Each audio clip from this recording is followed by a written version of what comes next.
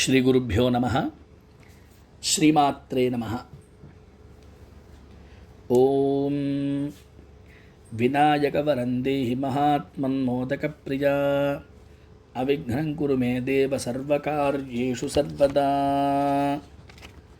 గురవే సర్వలోకానాం భిషజే భవరోగిణాం నిధయే సర్వవిద్యానాం దక్షిణామూర్తయే నమః.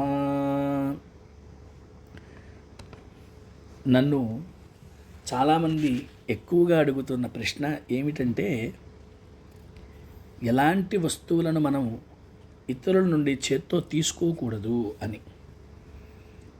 అయితే మన పూర్వీకుల నుండి వస్తున్నటువంటి పద్ధతి ప్రకారం కొన్ని వస్తువులను చేత్తో తీసుకోవడం వలన వాళ్ళకి సంబంధించినటువంటి నెగిటివ్ ఎనర్జీ, దారిద్ర్యం కానీ శని ప్రభావం కానీ మనకు వస్తాయో అటువంటి వస్తువులను తీసుకోకూడదు అని చెప్తారు. వాటిలో ముఖ్యమైనవి శని ప్రభావము ఉన్నటువంటి వస్తువులు, అలాగే శనిదేవుడి యొక్క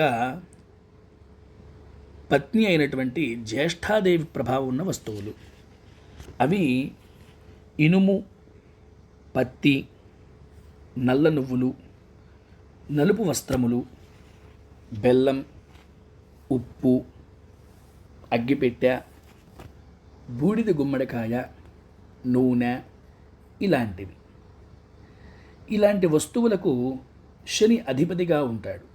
మరియు చీపురు, తడిబట్టలు, మసిగుడ్డలు, అలుకుగుడ్డలు ఇలాంటి వాటిపై జ్యేష్ఠాదేవి యొక్క ప్రభావం ఎక్కువగా ఉంటుంది. కాబట్టి ఇలాంటి వస్తువులను సరాసరిగా చేత్తో తీసుకోవడం వలన వస్తువు గుండా ప్రసరించేటువంటి పరస్పర తరంగాల వలన అవతల వారి నెగిటివ్ ఎనర్జీ మనకు చేరుతుంది.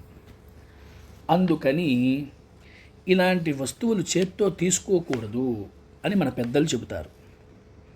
ఒకవేళ తప్పక తీసుకోవలసి వచ్చినప్పుడు ఉదారంగా కాకుండా ఎంతో కొంత డబ్బులు రూపేణ ఇచ్చి చేత్తో కాకుండా తీసుకోవడం ఉత్తమము. శుభం భూయాత్.